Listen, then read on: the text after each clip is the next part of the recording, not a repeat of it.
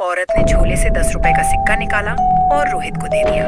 रोहित ने गुस्से में कहा, बस 10 रुपए, इतनी रात को मालाड तक लाया और आप?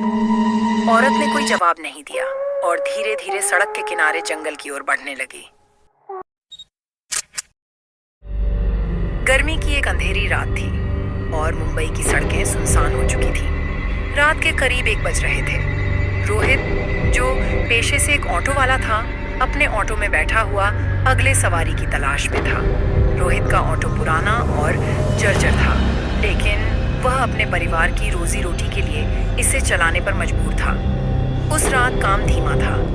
रोहित ने सोचा कि वह घर चला जाए, लेकिन जैसे ही उसने ऑटो स्टार्ट किया, एक दुबली पतली औरत सफेद साड़ी में सड़क किनारे खड़ी दिखी। वह हाथ देकर ऑटो रोकने का इशारा कर रही थी। रोहित ने ऑटो रोका।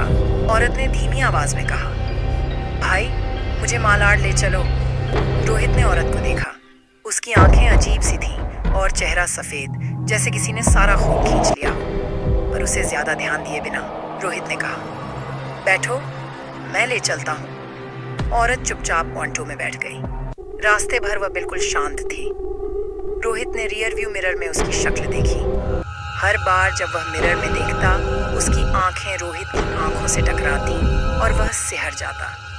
जब ऑटो मालाड की सुनसान सड़क पर पहुंचा, औरत ने कहा, यहीं रोक दो। रोहित ने ऑटो रोक दिया और किराए की मांग की। औरत ने झोले से 10 रुपए का सिक्का निकाला और रोहित को दे दिया। रोहित ने गुस्से में कहा, बस 10 रुपए, इतनी रात को मालाड तक लाया और आप? औरत ने कोई जवाब नहीं दिया और धीरे धीरे सड़क के किनारे जंगल की ओर बढ़ने लगी। रोहित ने सिक्का हाथ में लिया और महसूस किया कि सिक्का बर्फ की तरह ठंडा था। जब उसने ध्यान से सिक्के को देखा तो उसकी आंखें फटी की फटी रह गईं। सिक्का बेहद पुराना था और उस पर 1947 की तारीख खुदी हुई थी। रोहित का माथा ठनका। वह चिल्लाकर बोला, सुनो, ये क्या है? लेकिन औरत कहीं गायब हो चुकी थी। डर के मारे रोहित ने ऑटो तेजी से स्टार्ट किया और घर की ओर भागा। रास्ते में उसे महसूस हुआ कि ऑटो का वजन बढ़ गया है, जैसे कोई भारी चीज उसमें बैठी हो। उसने पीछे मुड़कर देखा, लेकिन ऑटो खाली था। घर पहुंचते ही रोहित ने सारी बात अपनी पत्नी को बताई।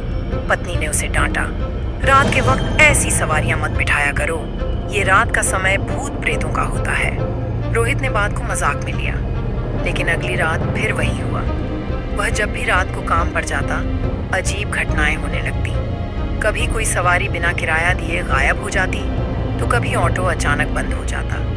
एक दिन उसने अपने दोस्त रघु से यह सब बातें साझा की। रघु ने उसे एक पुरानी किताब दी और कहा, इस किताब में लिखा है कि कुछ आत्माएं अपने अंतिम सफर के लिए सवारी करती हैं। शायद तुम्हारा ऑटो भी अब उनका ठिकाना बन गया है। उस रात रोहित ने हिम्मत करके फिर से अपना ऑटो निकाला। उसने सोचा कि वह सच का सामना करेगा। जैसे ही वह सुनसान सड़क पर पहुंचा, वही औरत फिर से सामने खड़ी मिली। इस बार वह रोहित को देखकर मुस्कुरा रही थी।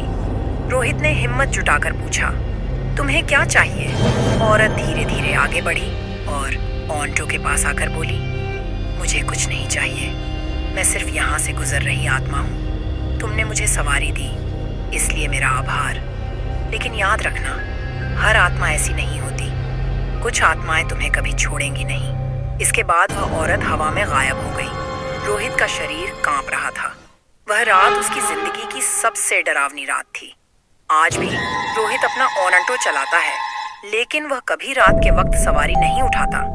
लोग कहते हैं कि रोहित का ऑटो अब भी उन आत्माओं का अड्डा है जो अपने अंतिम सफर की तलाश में भटकती रहती है। अगर अभी तक रिया स्टोरी चैनल को सब्सक्राइब नहीं किए हैं तो सब्सक्राइब जरूर कर लें।